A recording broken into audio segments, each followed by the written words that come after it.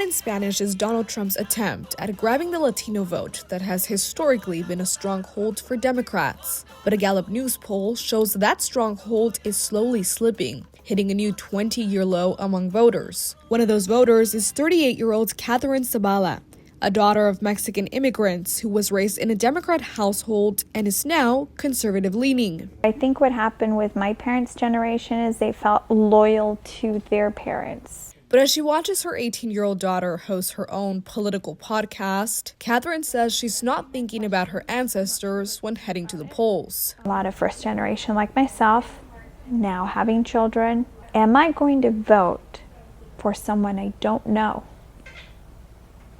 Or am I going to vote the interest of my grandchildren? It's a generational difference political consultant Mike Madrid says is driving Latinos away from the Democratic Party.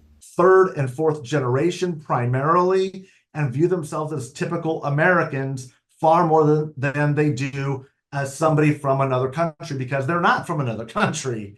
And that's the real big error that both parties are making. And even further away from the immigrant experience is the incoming generation of voters, like Catherine's daughter, Elizabeth Santana Zavala. Quite a few reasons why I lean more conservative. I think one of those is, of course, the pro-life, because even though I sort of disagree how it should be handled, I'm still very much pro-life. Although she says she's not 100% on board with either party.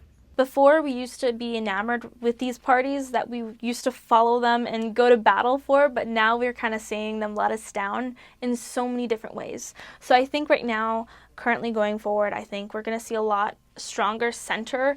Which is why Mike says Latinos are not becoming more conservative, but rather moving away from Democrats. They are voting in increasing numbers with the Republican Party, but the fastest growing group of non-affiliated, nonpartisan voters are Latinos in California. Well, by any stretch, any measure, Latinos have the weakest partisan anchor.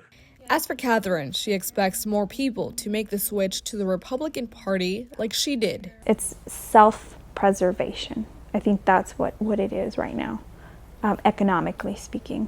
I think that's where the loyalties lie now. Keeping that in mind as she heads to the polls this November. Thank you for watching our YouTube channel. Let Spectrum News be your resource for balanced, in-depth political coverage, and click the subscribe button right here. You can also download our app or watch us on TV to learn more about the candidates, where they stand on the issues, and more. We'll see you then.